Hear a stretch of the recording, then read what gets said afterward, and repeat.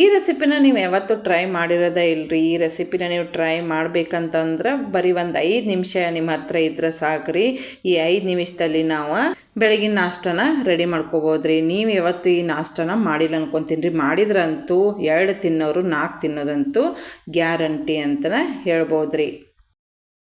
ಹಂಗಂದ್ರೆ ಬನ್ರಿ ಮಾಡೋದು ಹೆಂಗಂತ ನೋಡೋಣ್ರಿ. ನೋಡ್ರಿಲೇ ನಾನು 2 ಗೊಂಜಾಳ ತೊಗೊಂಡಿದ್ದೀನಿ ರೀ, ಅಂದ್ರೆ ಕಾರ್ನ್ ತೊಗೊಂಡಿದ್ದೀನಿ. ಇದರಿಂದ ನೀವು ಈ ಥರ ದೋಸೆನ ಯಾವತ್ತಾದ್ರೂ ಮಾಡ್ಕೊಂಡಿದ್ದೀರೇನ್ರಿ? ಇಲ್ಲಲ್ಲ. ಬನ್ರಿ ಹಂಗಂದ್ರೆ ಹೊಸ ರೆಸಿಪಿ ಇವತ್ತು ಟ್ರೈ ಮಾಡಿ ಬಿಡೋಣ. ನೋಡ್ರಿ ಇಲ್ಲಿ ನಾನು ಅವನ್ನ ಕಟ್ ಮಾಡಿ 1-2 ಕಟ್ ಮಾಡಿ ಈ ಥರ ಇಟ್ಕೊಂಡು, ಇವೇನೀಗ ನೋಡ್ರಿ ಕಾರ್ನ್ ಇರ್ತಾವಲ್ಲ, ಚಾಕು ಸಹಾಯದಿಂದ ಈ ಥರ ಎಲ್ಲನೂ ನಾನು ತೆಗಿಯಾಕತ್ತೇನೆ ರೀ. ನೋಡ್ರಿ ಎಲ್ಲನೂ ಇದೇ ಥರ ತೆಗಿಬೇಕಾಗ್ತೈತಿ. ಇಲ್ಲಾಂದ್ರೆ ನೀವು ಬಿಡಿಸ್ಕೊತೀನಿ ಅಂತ ಅಂದ್ರೂ ನೀವು ಕಾಳುಗಳನ್ನ ಬಿಡಿಸ್ಬಿಟ್ಟು ಒಂದು ಸೈಡ್ಗೆ ಇಟ್ಕೋಬೋದ್ರಿ. ಹಿಂಗಾದ್ರೆ ಫಾಸ್ಟ್ ಆಗ್ತೈತಿ ಅಂಥೇಳಿ ಬೆಳಗಿನ ಗಡಿಬಿಡಿಯಲ್ಲಿ ನಾನು ಮಾಡಿದ್ದೆ ರೀ. ನೋಡಿರಿ ಈ ಥರನ ಎಲ್ಲನೂ ಕಾಳು ನಾನು ತೆಗೆದು ಒಂದು ಸೈಡ್ಗೆ ಇಟ್ಕೊತೀನಿ ರೀ. ಎಲ್ಲನೂ ಅದೇ ಥರನ ಮಾಡಿ ನಾನು ಸೈಡ್ಗೆ ಈಗ ಇಟ್ಕೊಂಡೇನಿ ರೀ. ಇದೆಲ್ಲನೂ ಈಗ ಒಂದು ಮಿಕ್ಸಿ ಜಾರಿಗೆ ಹಾಕಬೇಕಾಗತ್ತೆ ರೀ. ನೋಡ್ರಿ ಇಲ್ಲೇ ನಾನು ದೊಡ್ಡದು ಒಂದು ಮಿಕ್ಸಿ ಜಾರ್ ತೊಗೊಂಡೇನಿ ರೀ. ದೊಡ್ಡ ಮಿಕ್ಸಿ ಜಾರ್ಗೆ ನಾನೇನು ಕಾರ್ನ್ ಎಲ್ಲನೂ ಕಟ್ ಮಾಡಿ ಅಂದರೆ ನಾನೆಲ್ಲನೂ ಆ ಥರ ಕಾಳನ್ನ ತೆಗೆದು ಇಟ್ಕೊಂಡಿದ್ದೆ ನೋಡ್ರಿ. ಅದೆಲ್ಲನೂ ನಾನು ಇದಕ್ಕೆ ಮಿಕ್ಸರ್ ಜಾರಿಗೆ ಹಾಕ್ಕೊಳತ್ತೇನೆ ರೀ. ನೋಡಿರಿ ನೀವು ಕ್ವಾಂಟಿಟಿ ನೋಡ್ಕೊಂಡು ಹಾಕ್ಕೋಬೇಕಾಗತ್ತೆ. ಜನ ಎಷ್ಟು ಅದರ ಮನೇಲಿ ನೋಡ್ಕೊಂಡು ಹಾಕ್ಕೋಬೇಕಾಗತ್ತೆ ರೀ. ನಾವು 4 ಜನಕ್ಕೆ ನಾನು 2 ಕಾರ್ನ ಹಾಕಿದ್ದೆ ರೀ. ಹಾಕಿ ನೋಡಿರಿ ಇದೆಲ್ಲನೂ ಈ ಥರನ ಮಿಕ್ಸರ್ಗೆ ಹಾಕ್ಕೊಂಡೇನಿ. ಮತ್ತು ಖಾರ ಎಷ್ಟು ಬೇಕೋ ನೋಡಿಕೊಂಡು ಅಂದರೆ 2-3 ಮೆಣ್ಸಿನ್ಕಾಯಿ ತೊಗೊಂಡೇನಿ ರೀ. ತೊಗೊಂಡ್ಬಿಟ್ಟು ಇದನ್ನು ಮಾಡ್ಬೇಕ್ರಿ. ಗಿರ್ ಅನ್ಸ್ಕೊಂಡು ಬರ್ರಿ.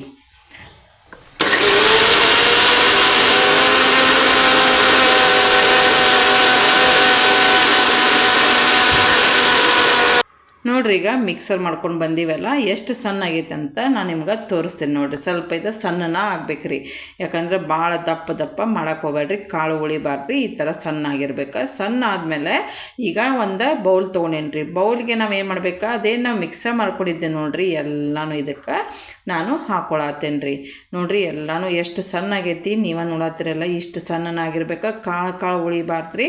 ಆ ಥರನ ಮಿಕ್ಸಿ ಮಾಡ್ಕೊಂಡು ಬರ್ಬೇಕ್ರಿ. ನೋಡಿರಿ ಈಗ ಮಿಕ್ಸಿ ಮಾಡ್ಕೊಂಡಿರೋದಕ್ಕೆ ನಾನು ಏನು ಮಾಡ್ತೀನಿ, ರುಚಿಗೆ ತಕ್ಕಷ್ಟ ಇಲ್ಲಿ ಉಪ್ಪು ಹಾಕತ್ತೇನೆ ರೀ. ರುಚಿಗೆ ಎಷ್ಟು ಬೇಕು ನೋಡ್ಕೊಂಡು ಉಪ್ಪು ಹಾಕೋರಿ. ಮತ್ತು ಸಣ್ಣ ಕಪ್ಪಿಂದ 1 ಕಪ್ನಷ್ಟು ಚಿರೋಟಿ ರವೆ ಮತ್ತು 1 ಕಪ್ನಷ್ಟು ಇಲ್ಲಿ ಕಡಲೆ ಹಿಟ್ಟು ಮತ್ತು 1 ಈರುಳ್ಳಿನ ಸಣ್ಣಗೆ ಕಟ್ ಮಾಡಿಟ್ಟಿದ್ದೆ ಅದನ್ನು ಹಾಕೇನಿ ರೀ. ಮತ್ತು ಕ್ಯಾರೆಟ್ನು ನಾನು ಇಲ್ಲಿ ಹಾಕೇನಿ ರೀ. ನಿಮಗೆ ಮತ್ತೆ ಯಾವುದಾದ್ರೂ ವೆಜಿಟೇಬಲ್ ಬೇಕಾದರೂ ನೀವು ಆ್ಯಡ್ ಮಾಡ್ಕೋಬೋದು ರೀ. ಇವಾಗ ನಾನೇನು ಈಗ ಮಿಕ್ಸಿ ಮಾಡ್ಕೊಂಡಿದ್ದು ನೋಡಿರಿ, ಅದಕ್ಕೆ ಸ್ವಲ್ಪ ನೀರು ಹಾಕಿ ನಾನು ಇದಕ್ಕೆ ಮತ್ತು ನೀರನ್ನ ಸ್ವಲ್ಪ ಜಾಸ್ತಿ ಹಾಕ್ಕೊಳತ್ತೇನೆ ರೀ. ಒಂದೇ ಸರಿ ನೀರನ್ನ ಜಾಸ್ತಿ ಹಾಕ್ಕೊಳಕ್ಕೆ ಹೋಗ್ಬೇಡಿ. ಯಾಕಂದ್ರೆ ಹಿಟ್ಟು ತಿಳುವಾತಂತಂದ್ರೆ ರೀ ದೋಸೆ ಚಲೋ ಬರಲ್ರಿ. ಅದಕ್ಕೆ ನಾನು ನೋಡಿರಿ ಈ ಥರ ಹದಕ್ಕೆ ನಿಮಗೆ ತೋರಿಸ್ತೀನಿ, ಯಾವ ಹದಕ್ಕೆ ಬರಬೇಕು ಅಂತ ನಿಮಗೆ ನಾನು ತೋರಿಸ್ತೀನಿ. ನೀವು ಅಷ್ಟು ಹಂಗೆ ಮಾಡ್ಕೋಬೇಕಾಗತ್ತೆ ರೀ. ನೋಡಿರಿ ಇದನ್ನು ಚೆಂದಾಗೆ ಮಿಕ್ಸ್ ಮಾಡ್ಕೋಬೇಕು. ಕಾರ್ನ್ ಹಿಟ್ಟು ಇದೆಲ್ಲ ಚೆಂದಾಗೆ ಮಿಕ್ಸ್ ಆಗ್ಬೇಕು ರೀ. ಚೆಂದಾಗಿ ಮಿಕ್ಸ್ ಆಗೋವರೆಗೂ ನಾವು ಈ ಥರನ ಸ್ಪೂನ್ ಸಹಾಯದಿಂದ ಮಾಡ್ಕೋಬೇಕಾಗತ್ತೆ ರೀ. ನೋಡಿರಿ ಈಗ ಇನ್ನೊಂದು ಸ್ವಲ್ಪ ನೀರು ಕಡಿಮೆ ಅನ್ಸತೈತಿ. ನಾನು ಅದಕ್ಕೆ ಸ್ವಲ್ಪ ನೀರನ್ನ ಇದಕ್ಕೆ ಮತ್ತೆ ಮಿಕ್ಸ್ ಮಾಡಿ ಇದನ್ನು ಮತ್ತೆ ಚೆಂದಾಗಿ ಹಿಟ್ಟು ಉಪ್ಪು ಎಲ್ಲನೂ ಮಿಕ್ಸ್ ಮಾಡತ್ತೆ. ನೋಡಿರಿ ಈ ಥರನ ಎಲ್ಲನೂ ಚೆಂದಾಗಿ ಮಿಕ್ಸ್ ಮಾಡ್ಕೋಬೇಕಾಗತ್ತೆ ರೀ. ನೋಡಿರಿ ನೀವು ನೋಡತ್ತಾರಲ್ಲ ಮಿಕ್ಸ್ ಆಗೈತಿ. ಈಗ ನಾನು ಕಟ್ ಮಾಡಿರುವಂಥ ಕೊತ್ತಂಬರಿ ಸೊಪ್ಪನ್ನು ಸ್ವಲ್ಪ ಇದಕ್ಕೆ ಹಾಕೇನಿ ರೀ. ನಿಮಗೆ ಉಪ್ಪು ಏನಾರ ಕಡಿಮೆ ಅನ್ಸಾಕತ್ರೆ ನೀವು ಈ ಟೈಮಲ್ಲೇ ನೀವು ಸ್ವಲ್ಪ ಉಪ್ಪು ಹಾಕೊಂಡು ಮತ್ತೆ ಮಿಕ್ಸ್ ಮಾಡ್ಕೋಬೇಕಾಗತ್ತೆ ರೀ. ನೋಡಿರಿ ಈಗ ಆಗೈತಿ. ಇದೇ ಹಿಟ್ಟನ್ನ ನಾವು ಈಗ ಏನು ಮಾಡಬೇಕ್ರಿ ಅಂತಂದ್ರೆ ಗ್ಯಾಸ್ ಸ್ಟವ್ನ ಆನ್ ಮಾಡಿ ತವಾನಿಟ್ಟು ಬಿಸಿ ಮಾಡಿ ಇದನ್ನು ದೋಸೆ ಥರ ಹಾಕ್ಬೇಕ್ರಿ. ಬರ್ರಿ ಹಂಗಂದ್ರೆ ಹಾಕೋಣ. ನೋಡಿರಿ ಈಗ ಗ್ಯಾಸ್ ಸ್ಟವ್ ಆನ್ ಮಾಡೀನಿ. ಮತ್ತು ನಾನು ಒಂದಿಲ್ಲಿ ಪ್ಯಾನ್ನ ತೊಗೊಂಡಿದ್ದೇನೆ ರೀ. ಅದು ಬಿಸಿ ಆಗೈತಿ. ಅದಕ್ಕೆ ಸ್ವಲ್ಪ ನಾನು ಎಣ್ಣೆ ಹಾಕೀನಿ. ಎಣ್ಣೆ ಆ ಕಡೆ ಈ ಕಡೆ ಎಲ್ಲ ಕಡೆ ಆಗ್ಬೇಕು ಅನ್ನೋಗೋಸ್ಕರ ನಾನು ಇದನ್ನು ಈ ಥರ ಮಾಡತ್ತೀನಿ. ನೋಡಿರಿ ಈ ಥರ ಮಾಡ್ಕೊಂಡು ಆದಮೇಲೆ ನೋಡಿರಿ ಈಗ ನಾನು ದೋಸೆ ಹಿಟ್ಟನ್ನು ರೆಡಿ ಮಾಡಿದ್ದೆ ನೋಡಿರಿ, ಅದನ್ನು ಇದಕ್ಕೆ ಹಾಕತ್ತೇನೆ. ನೋಡಿರಿ ಈ ಥರನ ಹಾಕತ್ತೀನಿ. ಸ್ವಲ್ಪ ಇದು ದಪ್ಪನೇ ಇಲ್ಲರಿ. ಸ್ಪೂನು ಇದೇ ಥರನ ಮಾಡಬೇಕು. ಫುಲ್ ಈ ಥರ ತೀಡಕ್ಕೆ ಹೋಗಬೇಡ್ರಿ. ಇದು ಮೇಲೆನ ಸ್ವಲ್ಪ ನೀವು ಮಾಡಬೇಕಾಗತ್ತೆ ರೀ. ಮಾಡಿ ಸ್ವಲ್ಪ ಹೊತ್ತು ಹಂಗೆ ಬಿಟ್ಬಿಡ್ರಿ. ಒಂದೇ ಸರಿ ಹೊಳ್ಸಕ್ಕೆ ಹೋಗಬೇಡ್ರಿ. ಸ್ವಲ್ಪ ಹೊತ್ತು ಹಂಗೆ ಬಿಟ್ಟು ಆದಮೇಲೆ ನೋಡಿರಿ ಈ ಥರ ಆಗಿರುತ್ತೆ. ಇದನ್ನು ನಾನೀಗ ಹೊಳಸಿ ಹಾಕ್ತೀನಿ. ನೋಡಿರಿ ನೀವು ನೋಡತ್ತೀರಲ್ರಿ. ನೋಡಿರಿ ಈಗ ನಾನು ಇದನ್ನು ಹೊಳಸಿ ಹಾಕೀನಿ.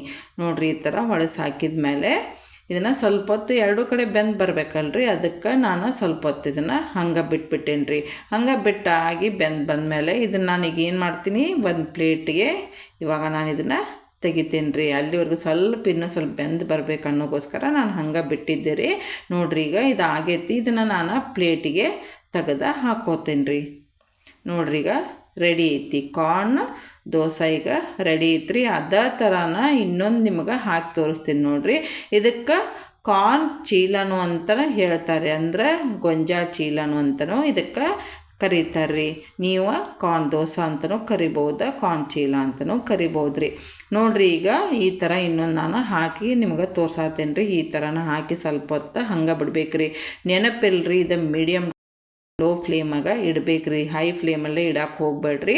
ನೋಡಿರಿ ಸ್ವಲ್ಪ ಹೊತ್ತು ಆದಮೇಲೆ ನಾನು ಎಣ್ಣೆನ ಹಾಕತ್ತೇನೆ ರೀ. ಎಣ್ಣೆ ಹಾಕಿದ್ಮೇಲೆ ಸ್ವಲ್ಪ ಹೊತ್ತು ಹಂಗೆ ಬಿಟ್ಬಿಡ್ರಿ, ಜಾಸ್ತಿ ಇದನ್ನು ಹೊಳ್ಸಕ್ಕೆ ಹೋಗ್ಬೇಡ್ರಿ, ಯಾಕಂದ್ರೆ ಇದು ಕಟ್ ಆಗೋ ಚಾನ್ಸಸ್ ಇರ್ತೈತಿ. ಮತ್ತು ಲೋ ಫ್ಲೇಮಾಗ ಇಟ್ಟು ನೀವು ಈ ಥರ ಜಾಸ್ತಿ ಹೊತ್ತು ಬಿಟ್ಟ ಮೇಲೆ ಅದು ಬರುತ್ತೆ ರೀ. ಈ ಥರ ಕರೆಕ್ಟಾಗಿ ನೋಡಿರಿ ದೋಸೆ ಬರ್ತಾವೆ ರೀ. ನೋಡಿರಿ ನೀವೇ ನೋಡತ್ತೀರಲ್ಲ ಎಷ್ಟು ಚಂದ ಬರತ್ತ ನೋಡಿರಿ. ದೋಸೆನ ನೋಡಿದ್ರೆ ತಿಂದು ಬಿಡ್ಬೇಕಂತ ಅನ್ಸತ್ತಲ್ರಿ. ಹಂಗಂದ್ರೆ ಈ ರೆಸಿಪಿನ ನೀವು ಟ್ರೈ ಮಾಡಬೇಕಾಗತ್ತೆ ರೀ. ಟ್ರೈ ಮಾಡಿ ಕಮೆಂಟ್ ಬಾಕ್ಸ್ ಅಂತೂ ನಿಮ್ದು ರೀ. ನೀವು ಕಮೆಂಟ್ ಬಾಕ್ಸ್ನಾಗ ನನಗೆ ಯಾವ ಥರ ಬಂದಿತ್ತು ಅಂತಲೂ ಹೇಳ್ಬೋದು.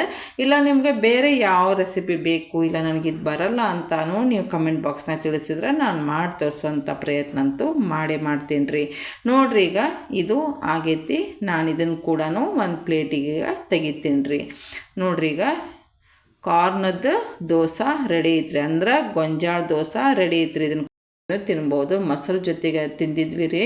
ಭಾಳ ಅಂದ್ರೆ ಭಾಳ ಟೇಸ್ಟಿ ಕೊಟ್ಟಿದ್ರಿ. ನೀವು ಕೂಡ ಮೊಸರು ಜೊತೆಗೆ ಇದ್ರೂ ಮೊಸರು ಜೊತೆ ತಿನ್ನಿರಿ, ಇಲ್ಲ ಕೊಬ್ಬರಿ ಚಟ್ನಿ ಜೊತೆನೂ ತಿನ್ಬೋದು ರೀ. ನೋಡಿರಿ ಇವಾಗ ಕಾರ್ನ್ ಚೀಲ ಅಥವಾ ಕಾರ್ನ್ ದೋಸೆ ರೆಡಿ ಇದೆ. ಈ ರೆಸಿಪಿ ನಿಮ್ಗೆ ಇಷ್ಟ ಆಗೈತೆ ಅನ್ಕೊತೀನಿ ರೀ. ಇಷ್ಟ ಆದ್ರೆ ಲೈಕ್ ಮಾಡೋದನ್ನ ಮರಿಬೇಡ್ರಿ. ಮತ್ತು ಫ್ರೆಂಡ್ಸಿಗೆ ರಿಲೇಟಿವ್ಸ್ಗೂ ಕೂಡ ಇದನ್ನ ಶೇರ್ ಮಾಡಿರಿ. ಈ ದೋಸೆ ನಾನು ಮೊಸರು ಜೊತೆಗಂತೂ ತಿಂದಿದ್ದೆ ರೀ. ಭಾಳ ಅಂದ್ರೆ ಭಾಳ ಟೇಸ್ಟಿ ಕೊಟ್ಟಿತ್ತು ರೀ. ನೀವು ಕೂಡ ಟ್ರೈ ಮಾಡ್ತೀರಿ ಅಂತ ಅಂದ್ಕೊಂಡೆ ಮತ್ತು ಹೊಸ ರುಚಿಯೊಂದಿಗೆ ಮತ್ತೆ ಸಿಗ್ತೀನಿ ರೀ. ಅಲ್ಲಿವರೆಗೂ ಎಲ್ಲರಿಗೂ ಧನ್ಯವಾದಗಳು.